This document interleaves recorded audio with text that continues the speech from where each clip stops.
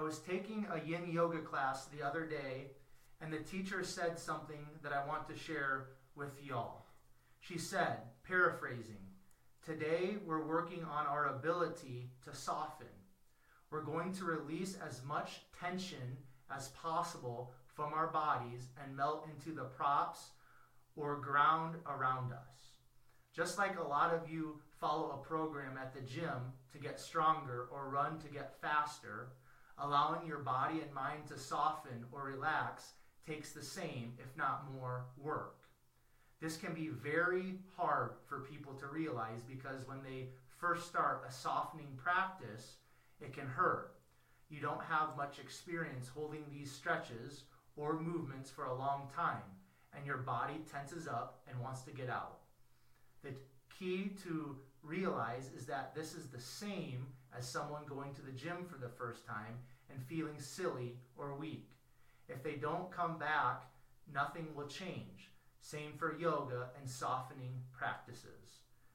The key is to commit to a certain amount of time or days and follow through. With time, your body will open up and mind will relax it. It can be uncomfortable at first, but trust me, it's worth it. And with that being read, I want to welcome you back to the 127 Fit podcast. Today's guest is a certified holistic lifestyle coach, the creator of MAST method, a certified personal trainer, certified yoga instructor, explorer of life, flow facilitator, and creator of fun. Today's guest is Aidala. Mike, I want to welcome you to the 127 Fit podcast. All right, thanks so much for having me. Excited to make this happen. Absolutely, man. I think it's kind of been a long time in coming. A couple months we've been going back and forth, and the day is finally here. So I'm excited to be in beautiful Boulder, Colorado, hanging out with you, Mike, and just gonna dig into your story and get your story out there, and so we can have some people that are positively impacted. So let's kind of jump into the warm up and kind of just get the ball rolling. I want to just ask you first off, Mike, how do you start your day, and kind of how does that morning routine look like for you? Yeah, thanks again for having me. Thanks for coming up to Colorado. For sure. Yeah. My morning routine has changed a bunch over the years. So currently, I just start with a large, I go to the bathroom. Yep. Let's be honest. I wake up, I go to the bathroom. We all do, and then right? I rehydrate. I try to at least take in about a liter of water. So I'll drink that kind of as fast as possible. I'm not trying to race, but I'll just drink a large glass of water, usually around a liter, couple glasses, and then I'll do some light movement, so just some easy stretching. It's more intuitive for me now. Okay. And then I'll start off with any dream recall that I might have had. So I'll write down just some stuff that might have come to me. I used to dream a lot and then not really be sure what my kind of dreams meant and how they related to my life. So that's something I'm starting. It's kind of new. And then I like to lay out my clothes and prepare the things that I'm going to do the night before. Okay. So just get going with my day. Perfect. Now, you just mentioned that you lay out your clothes the night before. Do you kind of the night before then also for each day? Do you kind of have a list of commitments and different things like that? Are you pretty dialed in when it comes to organization and kind of have all that set up the night before for the next day? Yeah, totally. Okay, I definitely focus on preparing as much as I can. So awesome. I sleep a lot. I sleep 9 or 10 hours a night. So when I wake up, it's I want to be as efficient with my day as possible. So. Beautiful, awesome. Now the rehydration. Some of the listeners out there might not really understand, the dehydration that goes on while we sleep and the importance of hydrating when they wake up. So do you want to just maybe touch on that? Just share a little bit why it's so important for you to have that water as soon as you wake up, Mike? Yeah, totally. I try to ingest maybe probably around an ounce of water per body weight, per pound of body weight. So I'm 205 to 210 pounds. So. Yeah. And then if I work out, I'll drink more water. But what happens overnight is we get dehydrated, right? We're not taking in any liquids. And I like the analogy of a car, right? And you're just kind of refilling the car. So you don't want to be, especially if you're using your body a lot and you're moving and working out, you want to kind of fill back up. Absolutely.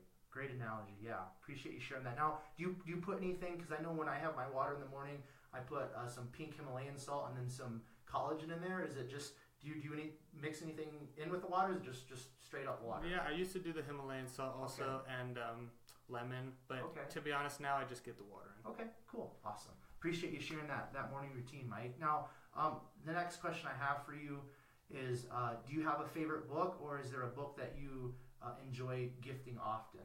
Yeah, my favorite book to gift, and it would be The Way of the Peaceful Warrior by Dan Millman. Cool. Have you ever read that? I haven't. What's kind of the gist of the book? Dan was a competitive gymnast in Stanford, and it's his kind of it's a cool athletic story. So it kind of he goes through his whole athletic career, and then how he gets into some more big metaphysical or like wellness and spiritual practices, and how it's really impacted his life. So cool. Dan's an awesome guy. Okay. Now is reading currently is reading a big part of your life, or is it just kind of a thing where it's like, if you find a good book, you read it, and then it just kind of goes up and down, or how is that for reading on a normal basis? I like Audible, to be honest. I listen to a lot of books. Cool. And I mean, I use those credits. Yep. No, that's awesome. So the next question is there a quote or mantra that is a big part of your mindset and in your life currently? There's a couple that I kind of like. The one I'd love to share would be expect nothing, experience everything. Okay. So I struggled earlier in life with a lot of shoulding or expectations, like I should go to college, I should get this job, I should date this girl, I should whatever. And then now I work to not have too many expectations and just really work on experiencing my life and being in the moment, more or less. Awesome. Now, can you repeat that one more time for me, please? Expect nothing. Expect nothing. Okay. Experience everything. Experience everything. Beautiful. All right, Mike. So we're going to just dive into your backstory, your background a little bit, if you don't mind. If you don't mind sharing with myself and the listeners, maybe where you grew up and just kind of like what life was like for Mike during your childhood, and then maybe moving into high school. And if you don't mind sharing, maybe if there was one or two lessons from that childhood and high school time, the earlier years of your life that you kind of learned during those years that is still applicable for your life today, that would be kind of cool if you don't mind sharing something in that direction.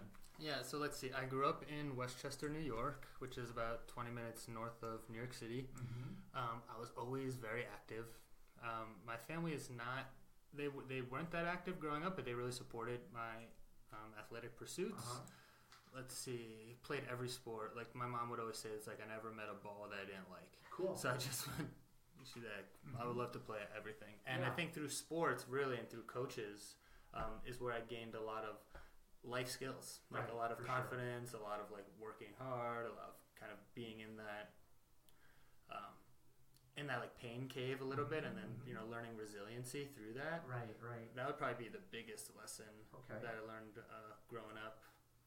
Would definitely be through sports for sure. Yeah, cool. So was there? I know you just said that you played all the sports and stuff, but was there one sport maybe that you kind of enjoyed a little bit more than the other ones? Yeah, so I played football and basketball. Those are the two that I played I played football in college, and I played high school basketball. Cool. What position did you play in football when you were in college?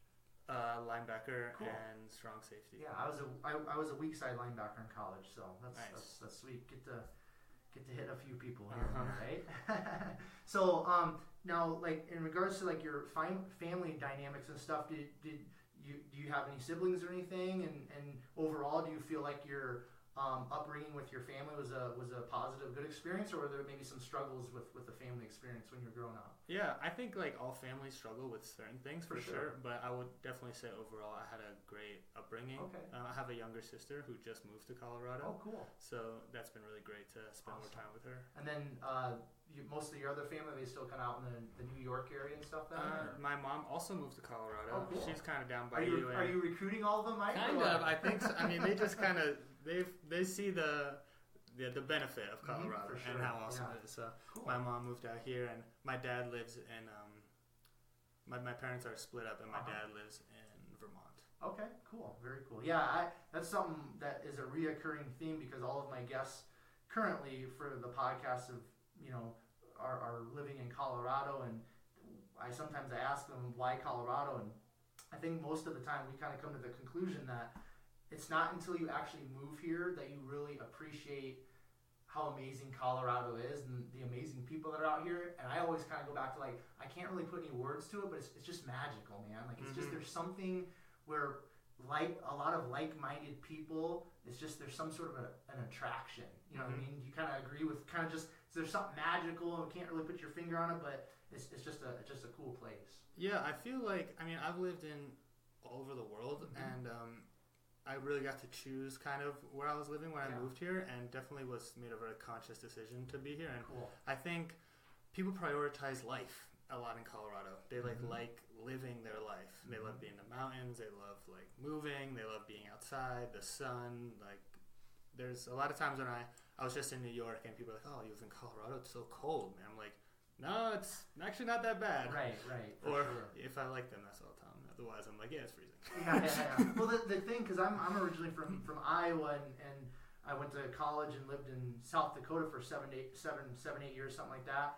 And you get cold there; it's there for 3 or 4 months. We're talking. I mean, they just had the polar vortex in the Midwest this winter. Negative 40, 50 degrees. You get snow, just like New York. You get snow out in the East Coast, Midwest, like 2 feet of snow. It's there for 3 or 4 months. Here, I can have no school because I'm a school teacher. Have no school today. The next day, all the snow, the ice is gone, and it's 65 degrees. So it's a different climate, which I agree with you. It attracts people because once they move, they're like, man, it's like, yeah, there's some cold, yeah, there's some snow, some weather here and there, but overall, like the sun's always out within a day or two. If it's cloudy, bad weather, and it's mild, I think is the best way to put it weather-wise. So. That's good, man. Cool. So, what did kind of life look like for you, Mike? Then post high school, you said that you went to college and played football. If you don't mind sharing, kind of like what you studied in college and kind of a little bit of what your experience was like for you post high school. Yeah. So I played football in upstate New York. Okay. And let's see, I studied kinesiology and exercise science. So perfect. That's what my degree is in. Cool. Yeah. Very applicable to what I'm doing today. Yeah. And I got really lucky actually.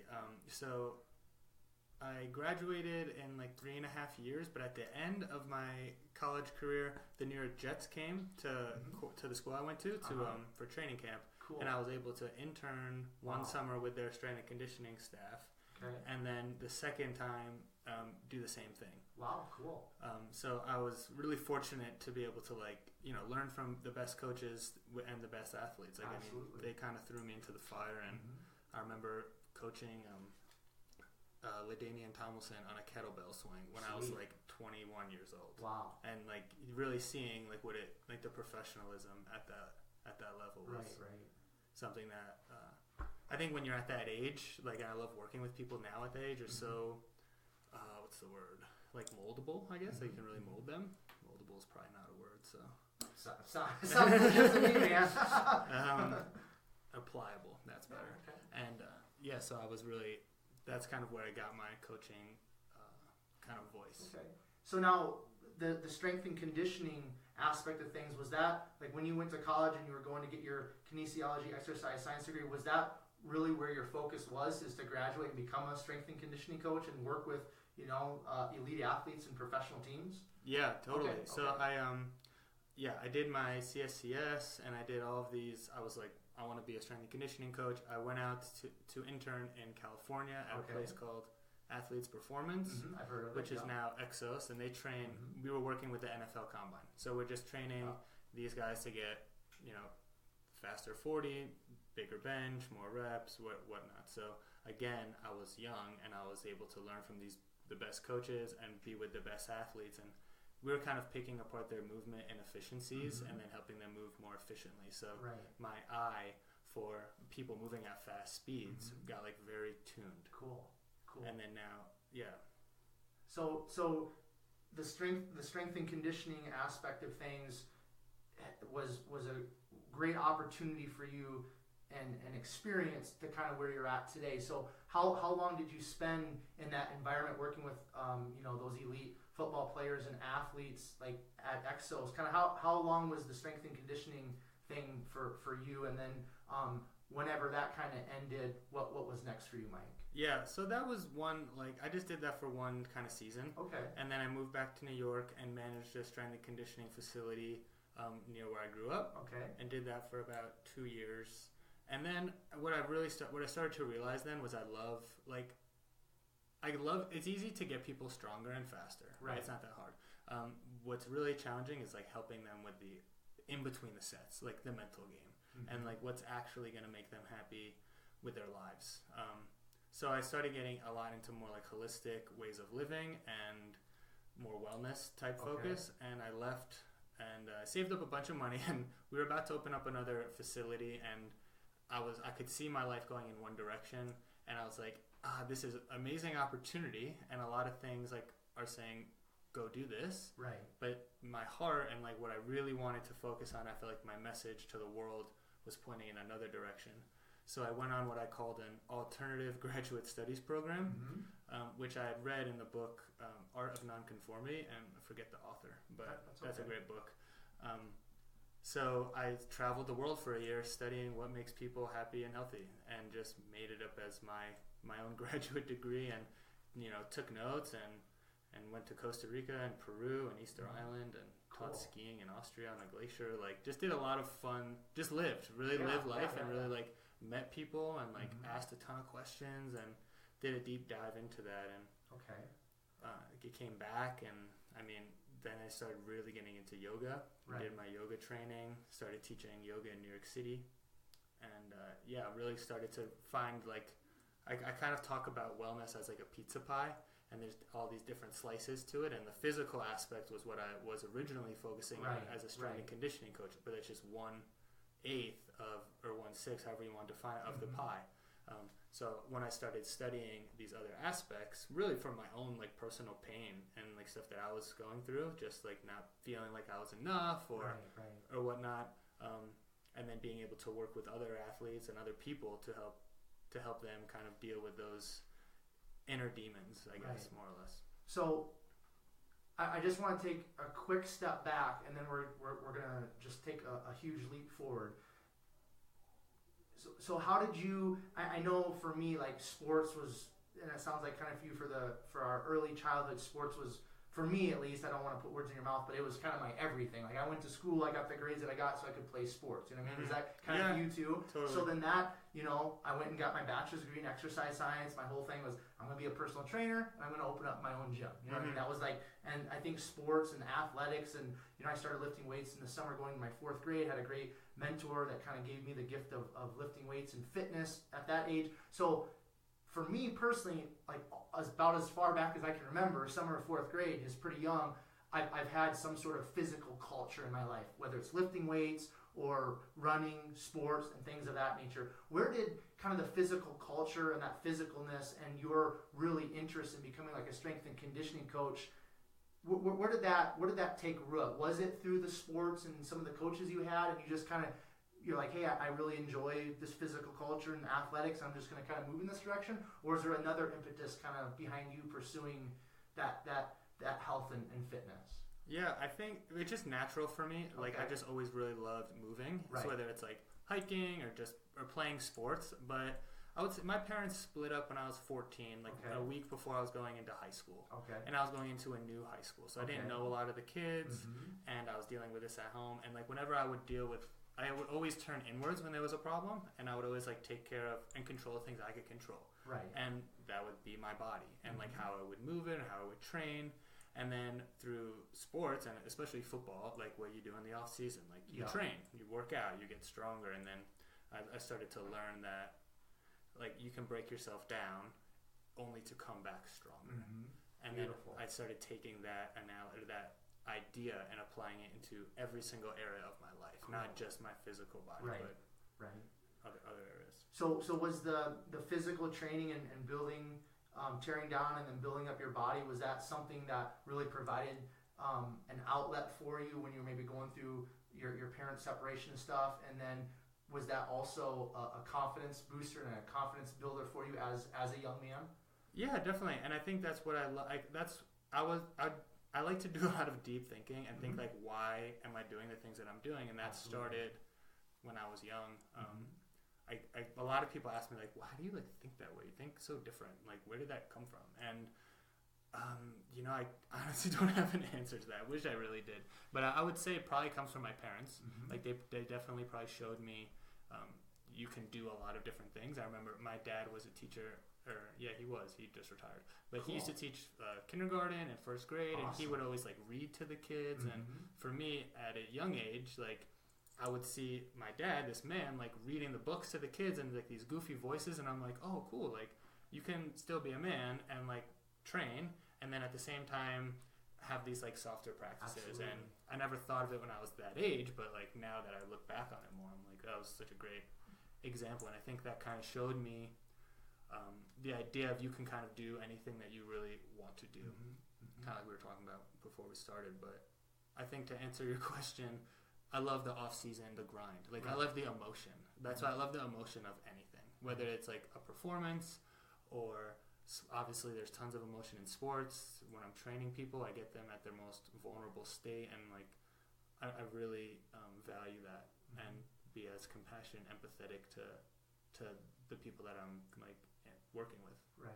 Now, I want to talk about this. You said these two words, softer practices. So you had this example of your dad, kind of the man's man and things like that, but then he was a kindergarten, first grade teacher, and reading books kind of in silly voices. So you saw this maybe a little bit more tender, softer side.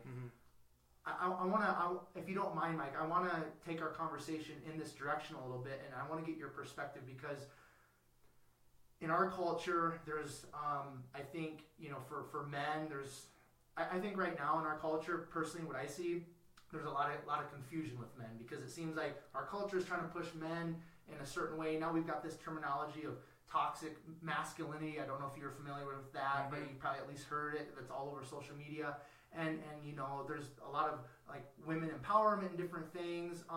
So for you personally, because for me, I consider myself a man's man. I'm in the physical culture. It's my jam. It's my passion. It's everything. I'm also a school teacher. And last year I was an elementary school teacher. Now I'm working with middle school kids. And kids kind of bring out, for me personally, like a little bit softer side. Like you got to talk to kids in a certain way, okay? So, and I've really discovered, over the last several years, like I can be a man's man, and I can unashamedly just be boldly a man, and like that's who I am.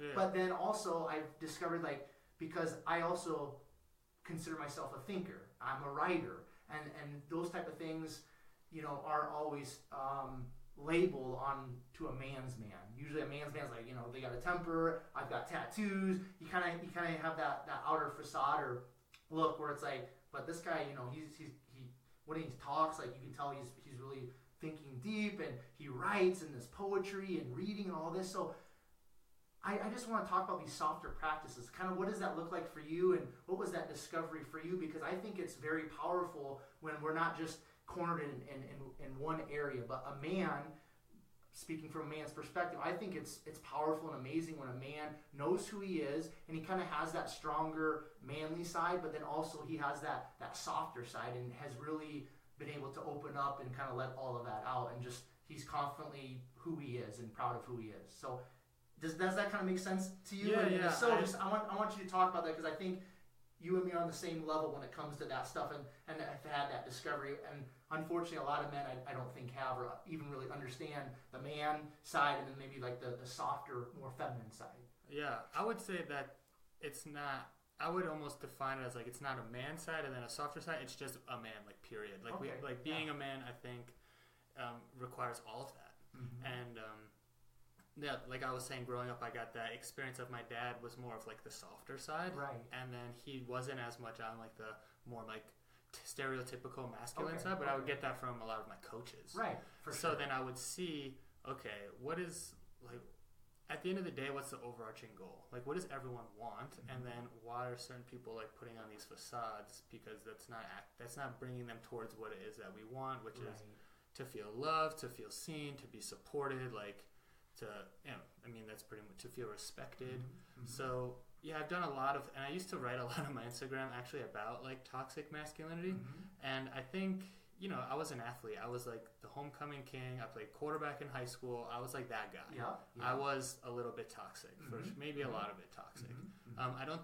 I don't like the term now, toxic masculinity. Neither do I. I think that there are some aspects of people that can be toxic, like so you could say it's toxic femininity or whatever. It's just toxic people.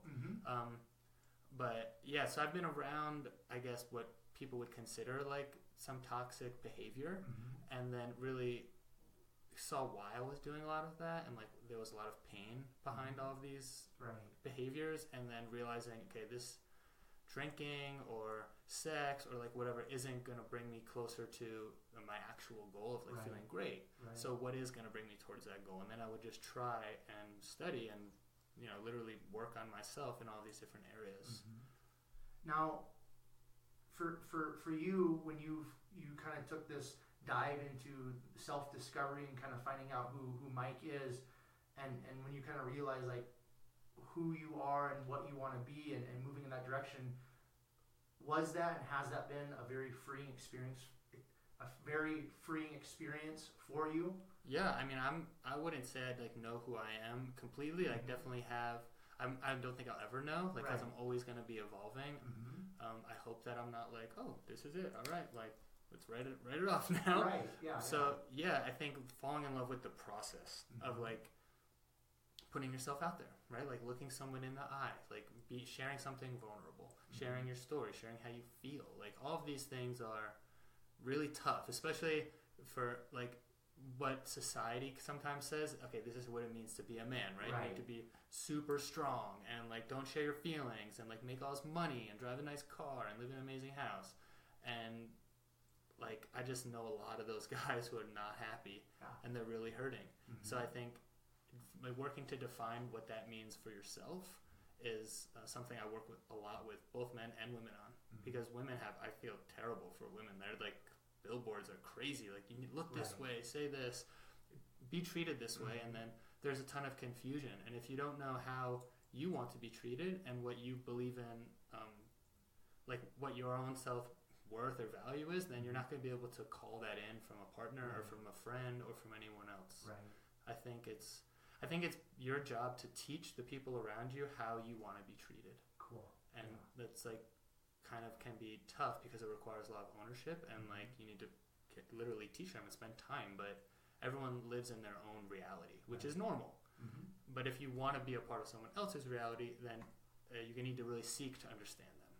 And I think that that's something like working out or like training that really needs to be cultivated. Cool. Now, you mentioned something earlier when you were sharing a little bit of your story about feeling like you weren't enough. You said not enough. Now, is that something? Where did that kind of come in? Like, and was that something that was really deep inside of you, and one of those things you had to work through, not feeling like you were enough? And why do you think you had those feelings? Because you were the quarterback, the homecoming king. On the outer, to probably a lot of people, you kind of had it all. Went and played college football, and strength and conditioning coach. So where's that not enough, or feeling like you're not enough or worthy, however you want to word it? Where did that come in, and then how did you kind of overcome that, or is that something you're still to this day trying to work through? Yeah, I think I think that there's a ton of projection, right, in the world. Like especially today, like one of the books I just was listening to was Digital Minimalism, and like it's not so much keeping up with the Joneses, but like where it's just like your neighbors next door and you want to have the same. I remember when I was growing up that my neighbor got these new Jordans, and I was like, oh man, just wish I could have those Jordans like him. Like that'd be awesome. But now it's like, if with Instagram, it's like the dirty side of Instagram. It's like, okay, now I feel like I need to keep up with everyone in the whole world, and you're gonna constantly fail, and you're never gonna feel like enough if you don't have like your own compass kind of pointing you in a direction that you believe in. And that compass will change, but just like constantly coming back to it and like refocusing on what that is critical. And when I was younger, I didn't have that. I just was like, oh, I would like miss a shot, like miss a goal, like drop a ball, like whatever it was. I'm like, oh man, like I suck, like this is terrible. But you learn to pick yourself back up, and you get around good people and good coaches and good teammates who are like, hey, it's all right, man. Like, you'll get them next time. Like, come back at it. And then over time, that kind of attitude starts to get in you and then starts to take over. Right. Cool. Now, I want to continue to move on with your story. So we kind of left off where you kind of just went on this period of discovery, and then you I think you said you moved back to New York. So let's just pick up where you kind of really dove into the wellness. You kind of moved past the strength and conditioning, and you kind of started discovering, if I remember right, I remember correctly, kind of the yoga lifestyle and all that. So let's just kind of start moving towards like who Mike is today, and then kind of what your message is and what it's all about right now. Yeah, I think okay. So I moved back from Austria to New York, and then I started doing a ton of yoga, and I started got certified, and I started teaching, and from that I really get into like one-on-one coaching. That's what I do now. I work with people online. I work with them. I travel to them. I have clients all over the country that I'll go fly to and kind of work with them on like a very individualized wellness program. And then we'll stay in contact through either Skype or whatever. Let's see, I have like online programs that I'll do for hands. I like to use like arm balancing and handstands a lot to teach a lot of these skills. So for me, like when I was in my first yoga class, I saw this woman at the front like kick up to a handstand in the middle of her flow, and I was like, oh, it's so cool. Like I want to learn how to do that. So then I just watched a couple of YouTube videos, and then I just practiced like every day for like an hour or two every single day. And then you start to learn, and when you pay attention to the things that you're doing, and you're really conscious of like why my body is doing something, you'll start to be able to make minor adjustments. And I think with handstands specifically, it pulls you into that flow state. And it like requires you to be in the current moment, because if you start thinking about something else, you're gonna fall, and you get that immediate feedback, which is difficult to get through. Even just regular training, it's very easy to just like skip a rep. Whereas like if you kick up, you have to go for it, you have to attempt it, and then you'll fail, and then you have to deal with that failure. And then in that moment, you have to deal with those feelings of being enough. You're like, okay, I either quit, or I'm like, oh, well, maybe if I kick a little bit softer next time. And then you start to build resiliency as you practice and continue to go in your journey. Now, you brought up the word flow a couple of times right there, and that was something before we started the podcast I said I really want to dig into, because I feel like you practice flow, you understand it. That is kind of a buzzword in the health and fitness community, and even within sports you hear something like, hey, how did you do that? I don't know, I was just kind of in the flow. So would you please, Mike, just kind of share with myself and the listener your understanding of flow, and then kind of what does that mean? What does it look like? And is that something that you really try to practice consistently in your own life? Yeah, 100%. So flow is a positive psychology term. And positive psychology, like in the past, psychology is like, okay, there's something wrong with me. I need to get back to normal. Positive psychology is like, everything's pretty good, but I feel like my life could be better, and I want to enhance it. What are these ways that I can enhance my life? So flow is, I like to describe it as a graph, and on one axis is a challenge, and on the other axis is the skill. So if you're gonna, and you want the challenge to use all of your skill. So for example, my grandma, if I tell her to do a handstand push-up, that challenge is a lot harder than her skill, so she's going to become anxious.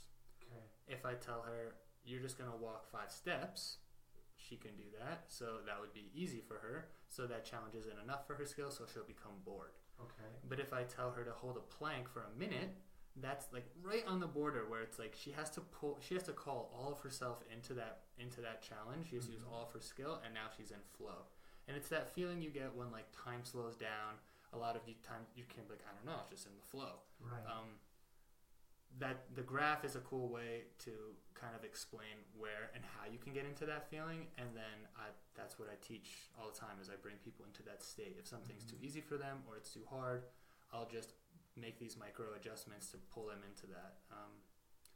It doesn't necessarily require something like a handstand. Like like skydiving is an easy flow hack. Like you jump out of the plane and you're like focused on one thing. You're like, this parachute, I am like in it. Right.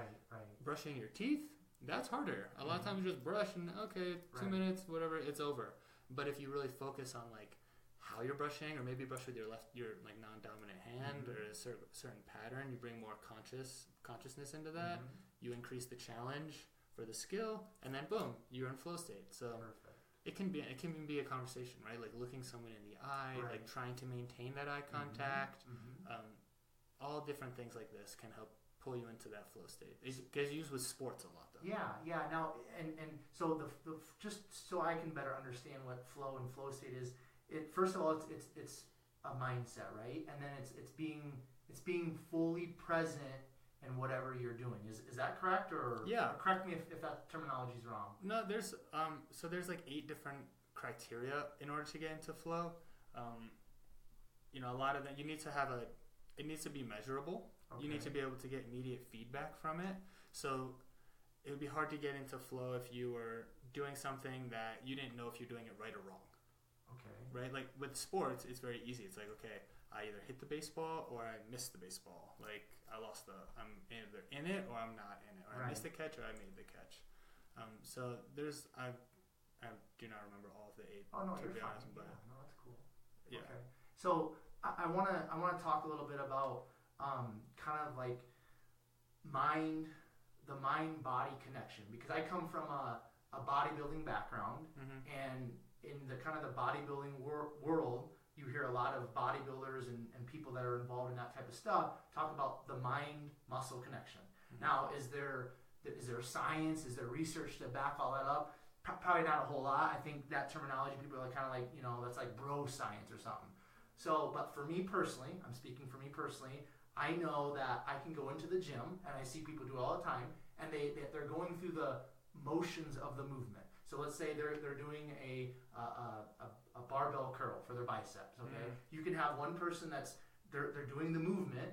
They're going through the motions, but that there's no mind to muscle connection. And then you have the other person that's over there, and you can tell usually because they're going slower. It's very concentrated, it's very focused. They got that squeeze, on the concentric part of the movement, and that's how I train. And so for me, that's like a flow state. I kind of tell myself, Quentin, become one with the movement. And if I'm on a machine, just become one with the machine. Yeah. And so for me, I found, especially recently, I found that there's like a flow, and there's just something beautiful about just like feeling your muscles working. Now, for some people that might sound woo-woo and crazy, but for me, have seen the benefits, and I love just getting in that mindset of having my mind connected to the movement, connected to the muscle. So for for you personally, is that something that you try to practice? Like when you're moving, and I think it kind of ties into this flow and flow state thing, like when you're doing a movement, let's say inside of a gym, are you trying to have your mind and body fully connected and just a part of that movement, and just kind of like all dialed in? Is that kind of where your focus is when you're moving and doing exercise yourself, and then also for your clients? Yeah, 1,000%. I use the analogy of checking the box. Okay. So a lot of people are really good at just checking the box. They're like, oh, I did the workout, check, and now everything's done. And then they go home and they're like 2 months later, they're like, but where are my gains? They're like, why is nothing different? Exactly. And yeah, there's a whole mindfulness aspect about it for sure. Right.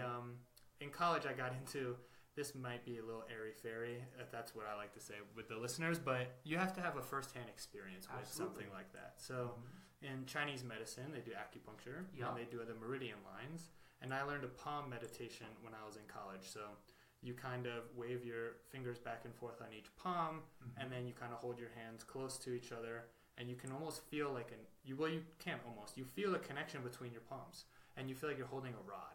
And then with each breath and with each intention, you can grow that energy, and you can then use that to facilitate into yourself or into another person. This kind of getting into some, I don't know. I'll use the analogy of like an old school ninja movies when they're like blindfolded and like the people are attacking them and they're blocking all these things. They're literally feeling that intention.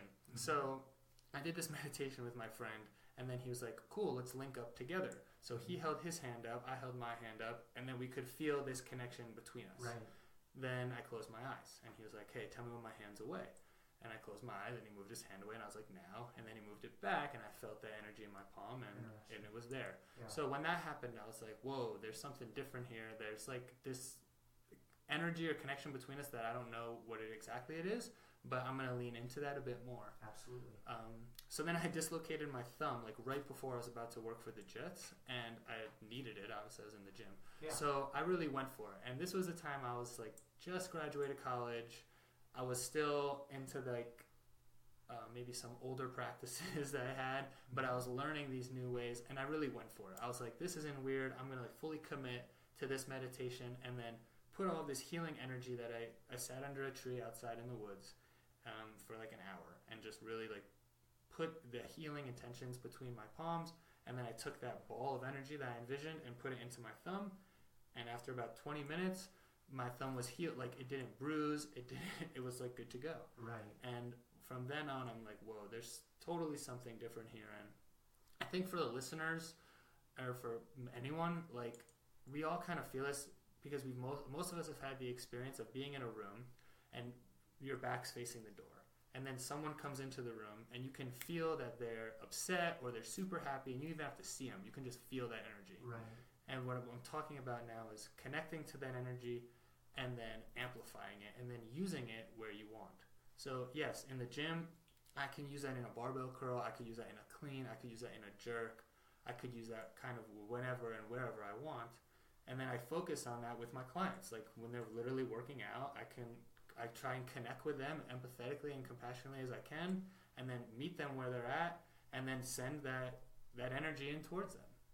Right. So, because and that's you know part of my introduction for you is in describing you and who you are and what you're all about is certified holistic lifestyle. So, just speak on, Mike, if you don't mind, the importance of taking care of the whole human being, the whole person. Because I think, especially for people like you and myself, where we grew up kind of in that sports culture and we're so focused on kind of the body and the body image and all of that, there's a huge neglect. I think it's getting better, especially within sports and professional sports, but there's so much more than just the body and focusing on the body. So if you don't mind, would you please talk about the importance of taking care of the mind, taking care of the body, the spirit, the soul, however you want to word that, part of our being, but just talk about the importance of taking care of the whole being. Yeah, I like to use the example of like someone who's trying to lose weight, and a lot of times they might be doing all the right things in the gym, but stress is stress. So if you're stressed with the food you're eating, with the thoughts that you're having, it's usually like a huge one, thoughts and emotions, and then you go and work out, it's like you're just beating yourself up, and then you're going to increase your cortisol levels, your body's feeling literally under attack, and because your thoughts can change who you are. Absolutely. There's like, have you ever heard of the Komodo project? I haven't. So they did a Japanese study with water molecules. So what they did was they had these monks pray on these different, and this is like, you can Google it, and there's definitely people that are like, this is stupid, this is airy-fairy, and then there's people who are like, this is amazing. Right.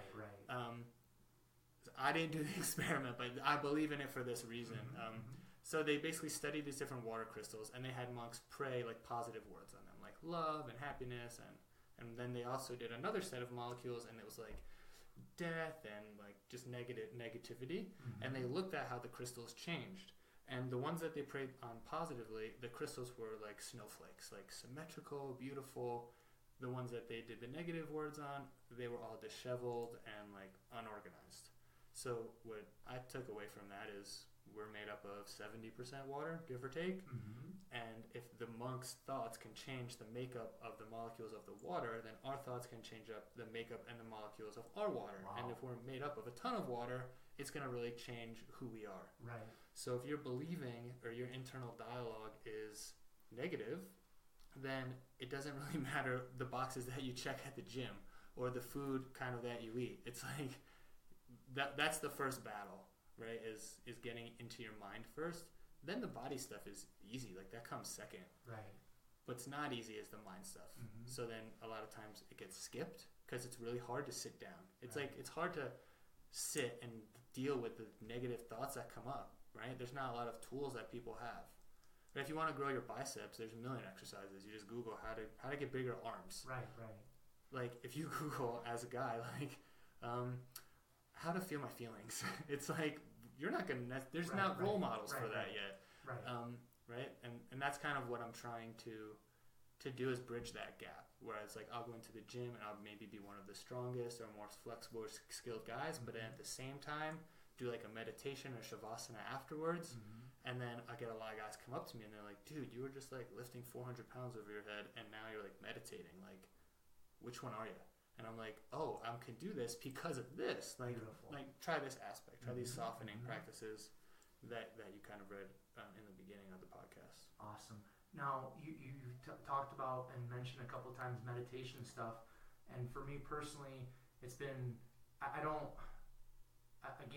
think a lot, and I spend a lot of time alone, and that has allowed me to tap into who I am, okay? Because for me, when I'm around a lot of people, and I'm like kind of, my plate's really full, and life's kind of moving fast, I just kind of get into that mode of like, I got to do the next thing.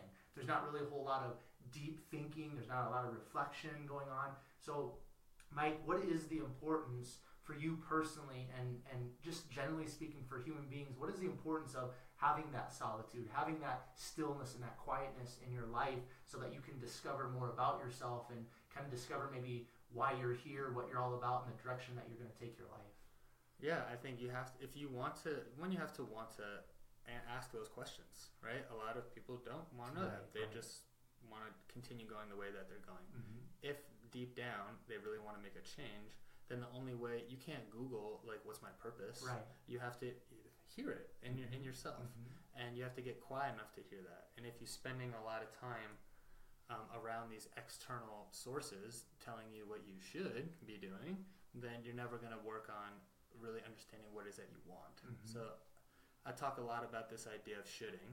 Have you ever heard this? I have not heard that at all, no. I never used the word should in my life because should is kind of made up. It's like living in the gray space, whereas like I should meditate more, or I should drink more water, or I should work out. These are all made up things that you're just putting on yourself. Right. So what I encourage all the listeners and yourself and anyone to do is eliminate that word. And what happens is you gain more ownership over your language, over your internal language. So it's either I want to work out more or I don't want to work out more. And then you start to practice like kind of respecting yourself, right? Because you're respecting the decisions that you're making by validating your language. And that works on a lot of different cases. And then that can help people kind of start to decide, what it is that their purpose, or what it is. Like telling someone meditate and you'll find out your purpose when they're eating at McDonald's or they're like super stressed, like they're never going to get there. Right. Getting them to gain more ownership over why or what they're doing, they're going to figure out on their own. Okay.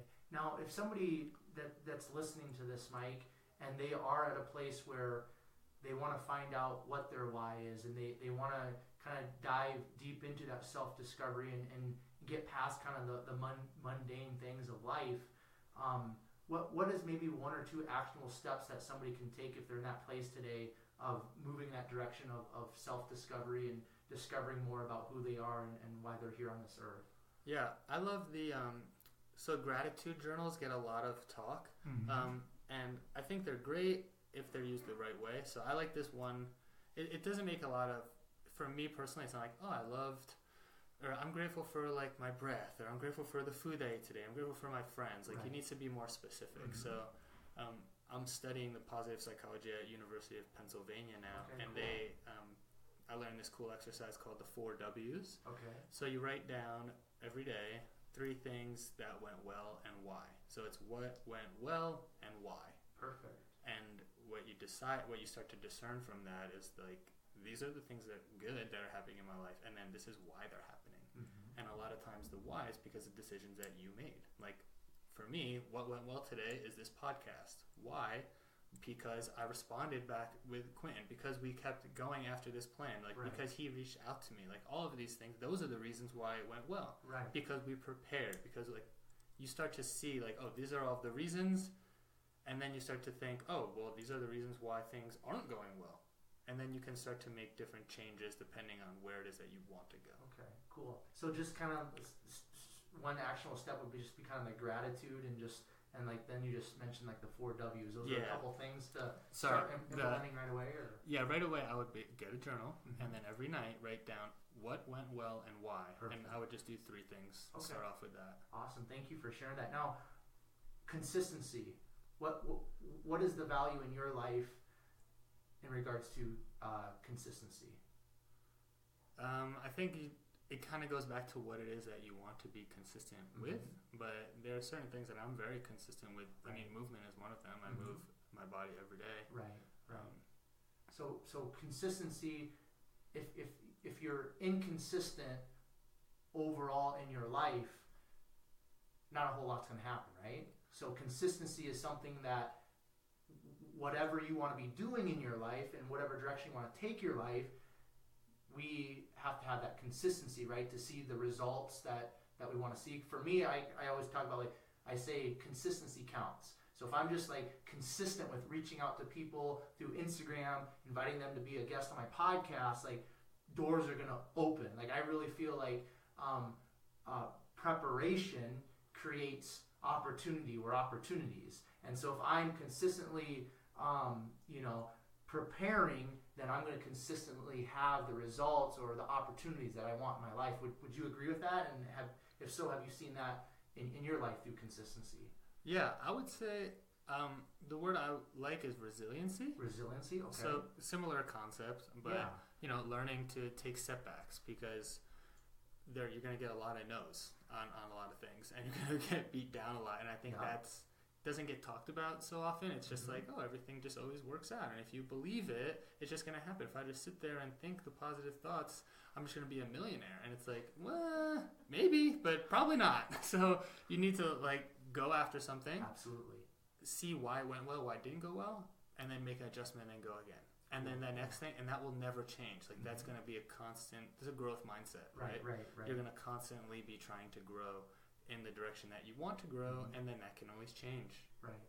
And that's okay. Cool. What's the importance of having human connection and having a close community and like friends, almost like that are so close that they're like family members? What's the importance for that human connection, that community and friendship in your life, Mike? It's extremely important. Yeah, that's something I'm actually really leaning into now more personally as my friendships and my family. I think we're all like, what's the word? I mean, we all connect with each other. That's what makes us human. Like I think maybe one of the worst things you can do is be in solitary confinement, be alone. That's like where we put that's like the biggest punishment that we can give is to be alone. Right.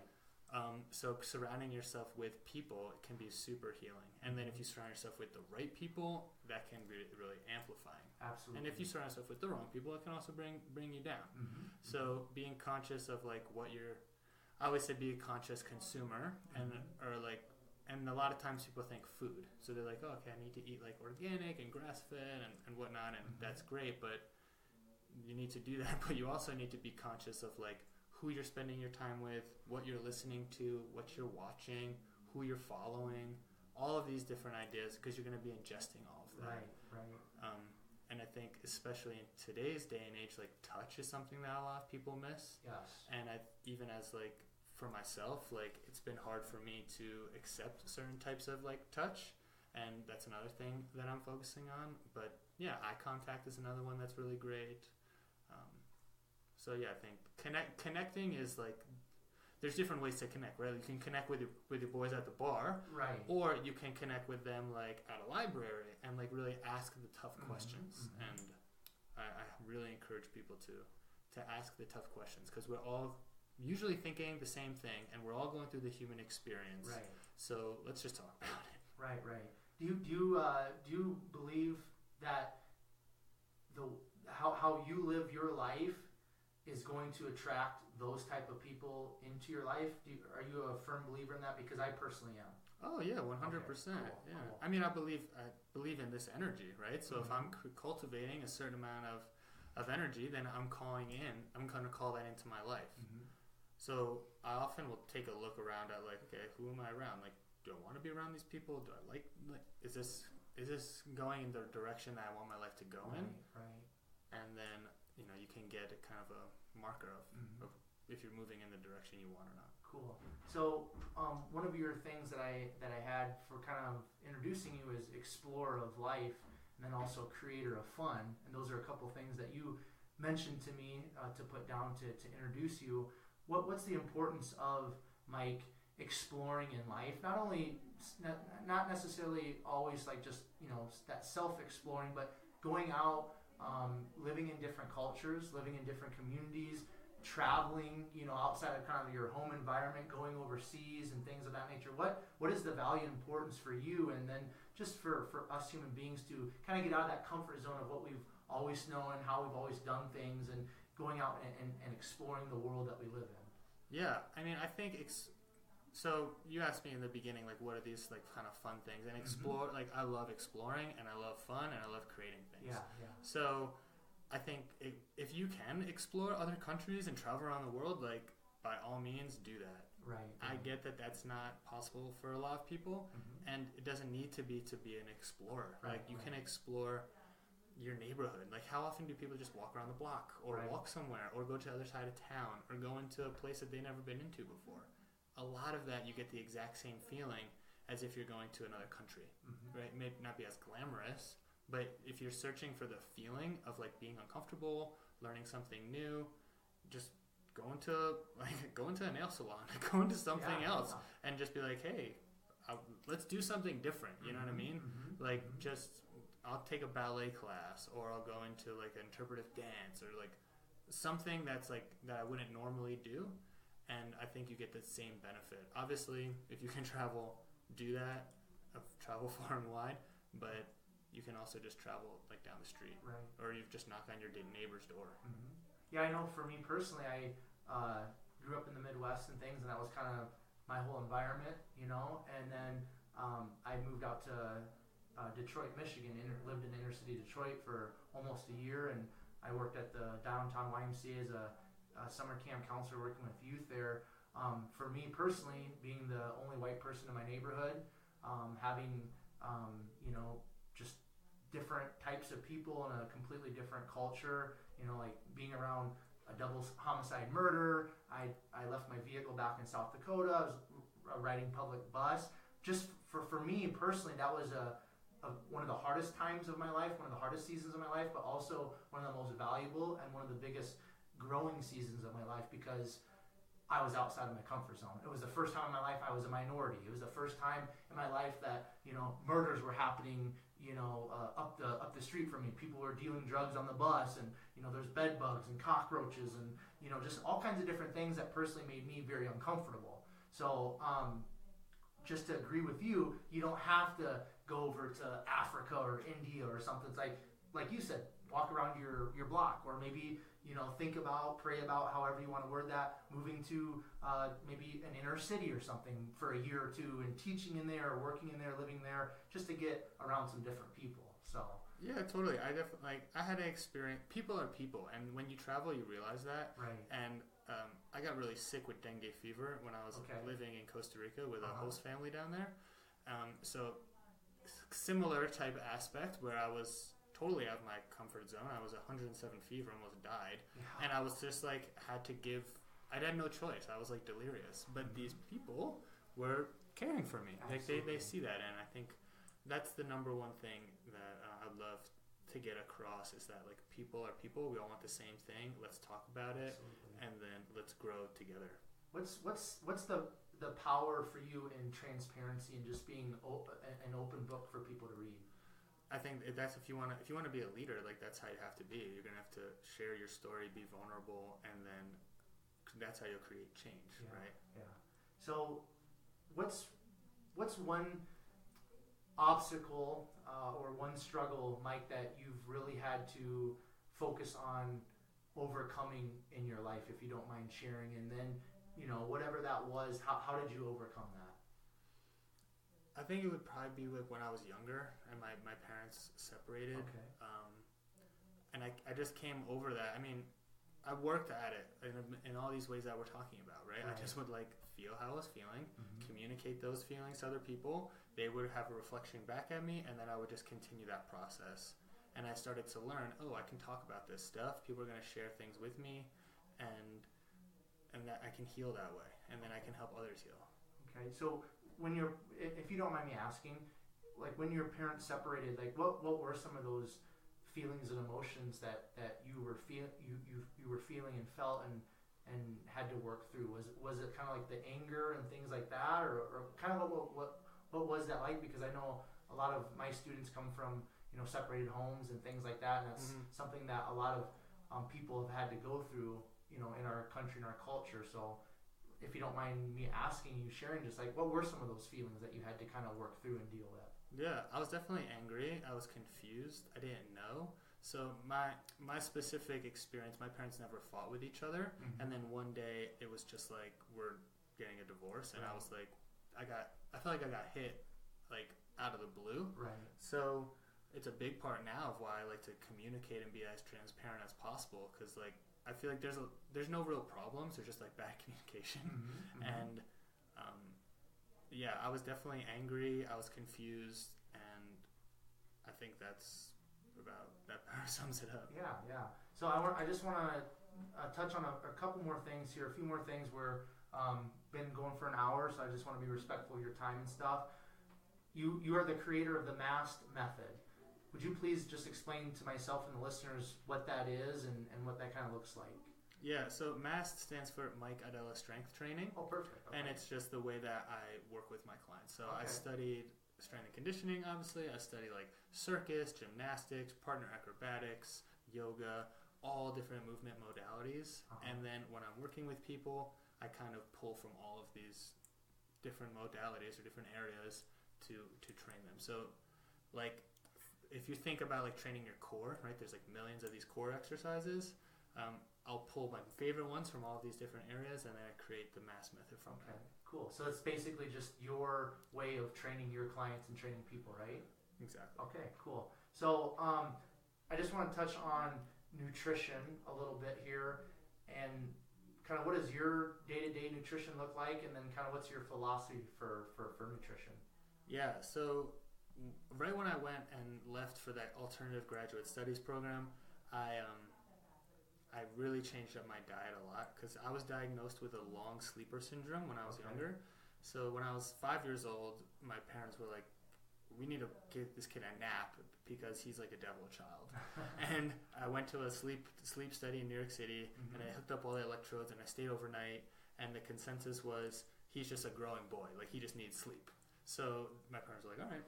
And then I got into middle school, and I was in like 7th grade, and I would be so tired in the middle of the day. Like, I'm just falling asleep at my desk. And then I would unconsciously like save all of my energy for practice, and then go all out and practice, and then come home and be exhausted and like fall asleep at like 7:30. That'd be so hard for me to do my homework, so hard for me to study. And I just thought I was a jock. I'm like, I'm just like lazy or something, but I'm really just exhausted. Right. So then I went back to the sleep study, and they diagnosed me with what's called long sleeper syndrome, which, if you think of a bell curve, on one end of the bell curve is people who need like 4 to 5 hours a night, like presidents, like usually need that amount of sleep. Middle of the curve is the average person, usually like 7 to 9 for their body to regenerate. I was on the opposite end of that curve, which is like, they said like 11 to 13 hours a night, or like 12 to 14, I think it was, in order for me to get the same benefit as like my parents who maybe slept 7 or 8. Wow. So they put me on this pill called Provigil that I took every day for 9 years. And if I didn't take that pill, like, the day was over. I was just like, literally couldn't stay awake. I mean, I didn't have narcolepsy, like I wouldn't just fall asleep. Right. But it would just feel like I pulled an all-nighter. I would just be so tired. Wow. So when I left and when I got into these more holistic ways of living, I started playing around with my diet a lot because I didn't know how long I was going to be gone. I just bought a one-way ticket and took a backpack, and I didn't want to carry around with me like hundreds of these pills. Right. So I started eliminating certain foods. And when I eliminated gluten about 9 years ago, I realized, oh my gosh, I only need 8 hours of sleep, or like 9 hours. And that literally changed my life. So I haven't eaten gluten since then, and dairy is another thing that I don't eat. It doesn't affect me to the same level as gluten. Like, I won't touch gluten with like a 10-foot pole. Like, I'm just really stay away from that. Yeah.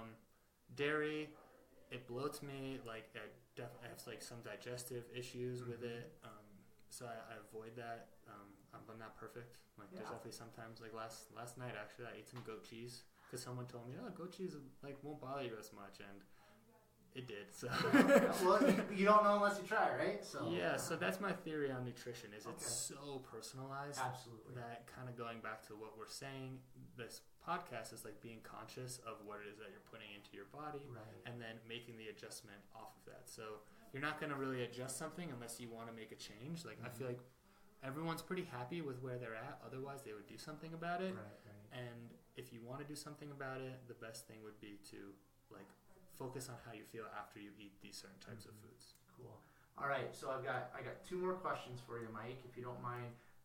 The first one is there a place or two within the state of Colorado that you would suggest if somebody's going to visit or they're living here, they don't really get to get out and explore much, that you would suggest to those people that they should check out? Yeah, I would say, I mean, trying to not give like a cliche one. El Dorado Springs. Okay. I love El Dorado Springs. That's halfway between Boulder and Denver, like right in the Front Range. Okay. That's beautiful. And then another spot. I've only been in Colorado for 2 years, but I really like southern, like southwest Colorado, like Telluride, Durango. Yeah. That area is beautiful. Heard that, yeah. How about, since we're here in Boulder, is there maybe an area over here in Boulder that you kind of enjoy exploring or hanging out? Like an area, like in the mountains. Yeah, just wherever. If there's maybe somewhere around here in the Boulder area that you you enjoy. Yeah, I mean, I hike up Mount Sanitas a bit often. Okay, cool. All right, so the last question: what sets your soul on fire? Having conversations like these. Cool, man. Yeah. Really being able to dive into the questions that unfortunately don't get asked all the time.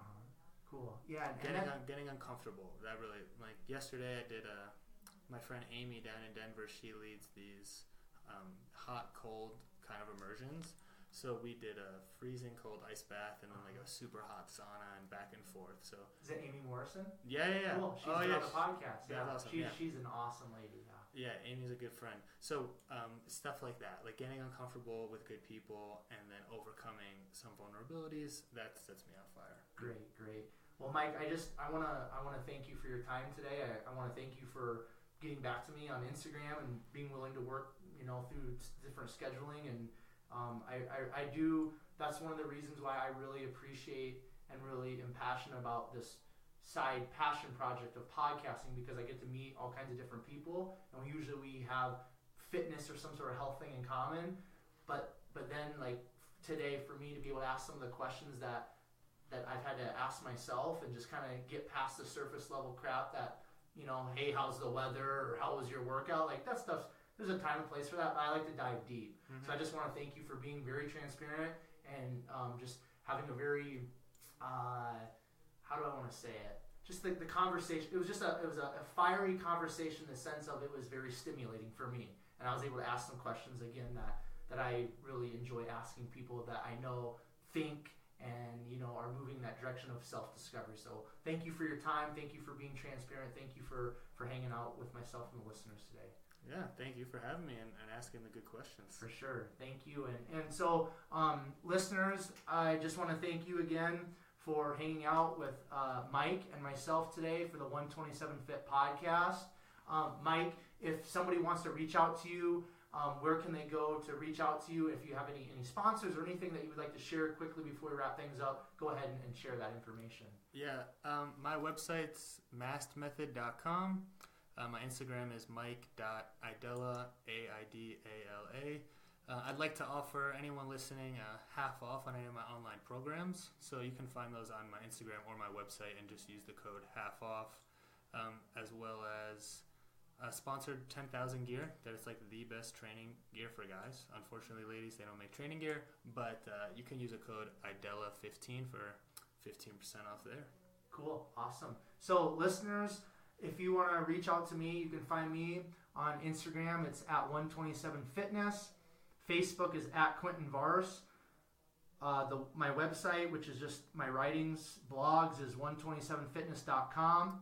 And if you guys could do me a huge favor, please like, subscribe, share, and then most importantly, especially within the iTunes, Apple podcast app, leave a review. 5 stars would be great. And then if you think you would be an awesome guest, or if you have a person or two in mind that you think would be a great fit and an awesome guest for the 127 Fit podcast, please send me an email. The email address is 127fit@gmail.com. And then one other thing, if you are getting some benefit, if you are really enjoying the podcast, if there is something, maybe a question that you would like me to start asking my guests, or if there's something that I could do better to make this podcast better for you as a listener, please send me an email and give me some feedback, positive, negative, or indifferent. That would be greatly appreciated. And then per usual, I'm going to leave you with Proverbs 24:10, which states, if you faint in the day of adversity, your strength is small. This time, until next time, I will catch you guys later.